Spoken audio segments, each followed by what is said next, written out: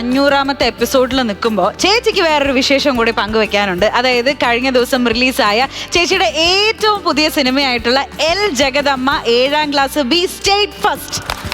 ഇപ്പൊ നല്ല റെസ്പോൺസ് കിട്ടിക്കൊണ്ടിരിക്കുകയാണ് അല്ലേ ചേച്ചി? സിനിമയെ പറ്റി ഇതുവരെ കാണാത്ത പ്രേക്ഷകരുടെ അടുത്ത് ചേച്ചിക്ക് പറയാനുള്ളത്? ഇലക്ഷൻ അടുപ്പിച്ചുള്ള ഒരു പടം റിലീസ് എന്നുള്ള രീതി തന്നെ നമ്മൾ ചെയ്തതാണ്. ഇലക്ഷനുമായിട്ട് ബന്ധപ്പെട്ട് എന്തെല്ലാം ബഹളങ്ങളുണ്ടാവും, അതിനകത്തുള്ള തമാശകൾ, പിന്നെ ഒരാൾ ആവേശപ്പെട്ട് എടുത്തിയാടി ഇങ്ങനെ രാഷ്ട്രീയത്തിലേക്ക് വന്നാൽ ഉണ്ടാകുന്ന കുണ്ടാവണ്ടികളെല്ലാം ആണ്. രാഷ്ട്രീയം അറിയാൻ പാടില്ലാത്ത ഒരാള് അല്ലേ? ആ രാഷ്ട്രീയം അറിയില്ല, അത്രയ്ക്ക് വിദ്യാഭ്യാസം ഇല്ല. അതാണ് 7ാം ക്ലാസ് ബി സ്റ്റേറ്റ് ഫസ്റ്റ് എന്ന് നമ്മൾ പറയുന്നത്. അത്രയും പഠിച്ച ഒരാളിങ്ങനെ കുറച്ച് പേര് ബാക്കിൽ നിന്ന് ഇങ്ങനെ പുഷ് ചെയ്തു എന്നും പറഞ്ഞ് പെട്ടെന്ന് അങ്ങ് എടുത്ത് ചാടി. ടോട്ടൽ കോമഡി പിക്ചറാണോ അതോ? ടോട്ടൽ കോമഡി അല്ല, കോമഡി ആണെന്ന് വിചാരിച്ചു തുടങ്ങി പിന്നെ അങ്ങ് സീരിയസ് ആയി പോവുക.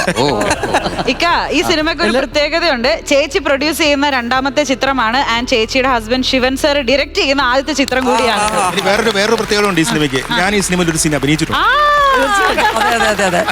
ഇലക്ഷന്റെ കാര്യങ്ങളെ കുറിച്ചുള്ള വിശദാംശങ്ങളും കാര്യങ്ങളും ഒക്കെ തീരുമാനിച്ചുറപ്പിക്കുന്ന ആൾ പ്രചോദ് വന്നതിന് ശേഷമാണ് തീരുമാനമാകുന്നത്. നമ്മള് മിക്കവാറും ചാനലുകളിലൊക്കെ കാണും, ഈ ജനഹിത പരിപാടി കാണുമല്ലോ. അപ്പൊ അതിനകത്തുള്ള കറക്റ്റ് പ്രചോദ് അവിടെ വന്നിട്ട് ഇങ്ങനെ ഇവര് പറയുമ്പോ ഇങ്ങനെ പറയുന്നുണ്ടല്ലോ, അതിനെ പിന്നെ എന്താ അഭിപ്രായം? അവരങ്ങനെ പറയുന്നുണ്ട്. പിന്നെ അങ്ങോട്ട് നടുറോഡിലിട്ട് കൂട്ടയടിയാണ് എല്ലാവരും കൂടെ. മുട്ടനാട് ചോര പിടിക്കുന്ന പോലെ നമുക്ക് കാത്തിരുന്ന് കാണാം. ഇതിൽ ആരാണെന്ന് പറയുമ്പോൾ എല്ലാവർക്കും ആവേശം. എന്നാ ഇവിടത്തില്ല വെല്ലുവിളികളൊക്കെ. പ്രചോദ് ഉണ്ടെന്നുള്ളത് ഇപ്പോഴാണ് അറിയണത്. പ്രചോദ് ആദ്യമായിട്ട് നായകനായ സിനിമയില് ഒരു കഥാപാത്രമായിരുന്നു ഞാൻ. പ്രചോദാണ് നായകൻ, റോമ നായിക, ചേച്ചി. ഞാൻ പ്രചോദിന്റെ ചേച്ചിയാണ് ഞാൻ. അപ്പൊ അങ്ങനെ ഒരു സംഭവം ഒരുപാട് പേർക്ക് അറിയത്തില്ല കേട്ടോ. സത്യം ഞങ്ങളൊക്കെ കണ്ട സിനിമയാണ് നായിക. തീർച്ചയായിട്ടും അന്ന് ഉഗ്രനായിട്ട് പ്രചോദിന്റെ ഉള്ളിൽ നിറയെ ക്യാരക്ടേഴ്സ് നമ്മൾ കണ്ടിട്ടുണ്ട്. ആക്ഷൻ ഹീറോ ബിജു ഉൾപ്പെടെ ആക്ഷൻ അടക്കമുള്ള പോർഷൻസ് ഹാൻഡിൽ ചെയ്യാൻ കഴിവുള്ള ഒരു ആർട്ടിസ്റ്റ് ആണ്. ആ പ്രചോദനം ഞാൻ ഇനിയും പ്രതീക്ഷിക്കുന്നു. തീർച്ചയായിട്ടും എന്റെ ചിത്രത്തിൽ കൂടെ തന്നെ ആയിരിക്കാം.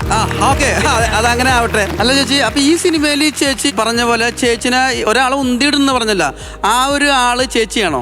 തീർച്ചയായിട്ടും ഉന്തി ഇടുകയല്ല, ഒറ്റയ്ക്ക് പൊരുതി നിന്ന ഒരു സ്ത്രീ ഒരു പ്രത്യേക ഘട്ടത്തിൽ കുറച്ച് പിന്തുണ വേണമെങ്കിൽ അത് രാഷ്ട്രീയ പാർട്ടിയിൽ ഏതെങ്കിലും വന്നെങ്കിലേ പറ്റൂ എന്ന് എല്ലാവരും കൂടെ പ്രേരിപ്പിക്കുമ്പോൾ എന്നാ പിന്നൊന്നും പയറ്റി നോക്കാന്ന് പറഞ്ഞ അബദ്ധം വന്നതാ.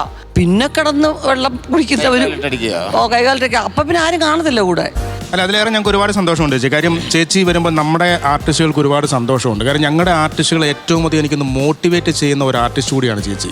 പ്രത്യേകിച്ച് മിമിക്രി ആർട്ടിസ്റ്റുകളെ ഏറ്റവും അധികം, ഏത് ഷോ ആണെങ്കിലും മിമിക്രി ആർട്ടിസ്റ്റുകൾക്ക് ഏറ്റവും അധികം സപ്പോർട്ട് കൊടുക്കുന്നത് ചേച്ചിയാണ്. അപ്പൊ അതിന്റെ ഒരു സന്തോഷം കൂടി ഞങ്ങൾക്ക്. കാരണം അവരുടെ ഒപ്പം ഞാൻ സഞ്ചരിക്കുന്നു, എൻ്റെ ഒപ്പം അവർ സഞ്ചരിക്കുന്നു എന്നറിയില്ല. സ്റ്റേജിന്റെ രാജാക്കന്മാരാ ഇവരൊക്കെ. നമ്മൾ സിനിമയിൽ സ്റ്റാർട്ട് പറയുമ്പം കുറച്ചു നേരം, കട്ട് പറയുമ്പം തീർന്നു. അത് ഇവരൊക്കെ എന്ന് പറഞ്ഞാൽ മണിക്കൂർ കണക്കിന് സ്റ്റേജിൽ പെർഫോം ചെയ്യുന്നവരാ. അവരുടെ ഒപ്പം ഒന്നും ഞാൻ എത്തിയിട്ടേ ഇല്ല. വലിയ ആരാധന. സത്യം, എന്നും എപ്പോഴും കോമഡി ഉണ്ടാക്കുമെന്ന് പറഞ്ഞത് നോട്ട് എ സിമ്പിൾ തിങ്. അത് അറിയാവുന്നതുകൊണ്ട് പറയുകയാണ്, അല്ലാതെ വെറുതെ അവരെ വെറും പുകഴ്ത്തലല്ല കേട്ടോ. നമ്മളൊക്കെ ഈ സ്റ്റാർ നൈറ്റിനൊക്കെ പോകുമ്പം ചുമ്മാ 15 മിനിറ്റിന് ഇടയ്ക്ക് ഒരു 5 മിനിറ്റ് വന്ന് പോകുമ്പോൾ തന്നെ ഭയങ്കര പെർഫോമൻസ് ആണെന്ന് വിചാരിച്ച് മേക്കപ്പ് റൂമിൽ പോയി ഭയങ്കര കായ് അടിച്ചു എന്നൊക്കെ പറഞ്ഞിരിക്കുമ്പോൾ ഇവിടെ വന്നു കഴിയുമ്പോൾ ഒരു ചമ്മൽ. അയ്യോ, കാരണം ഇവരൊക്കെ ദിവസവും ഇതുണ്ടാക്കി എടുക്കുകയല്ലേ. സോ ഇവർക്കൊക്കെ ഒരു ഹാറ്റ്സ് ഓഫ് എൻ്റെ മനസ്സുകൊണ്ട് എപ്പോഴും ഉണ്ട്. മണിക്കുട്ടൻ ചോരക്കാരനാ, എൻ്റെ നാട്ടുകാരനാ. കോമഡിയിൽ ഒരു ക്ലാസ് ഉണ്ടാക്കി എടുത്ത ആളാണ്. ഇവിടുത്തെ ചിരിയല്ല, കുടുംബത്തിലെ ചിരിയാ പ്രധാനമെന്ന് കണ്ടുപിടിച്ച ഒരാളാ മണിക്കുട്ടൻ്റെ. ഒരു ഫേമസ് ഒരിത് അങ്ങനെ പറയുമ്പം ഇത് ഭയങ്കര ഫേമസ് ആയി. എന്നിട്ട് ഞങ്ങളുടെ വീട്ടിലൊക്കെ ഉള്ള ഒരുവിധം ഞങ്ങൾ പരിചയക്കാരൊക്കെ പിന്നെ നമസ്കാരം, നാട്ടില് അവരിതുപോലെ നിൽക്കട്ടെ, ഒപ്പം ഞാനും. അതെ.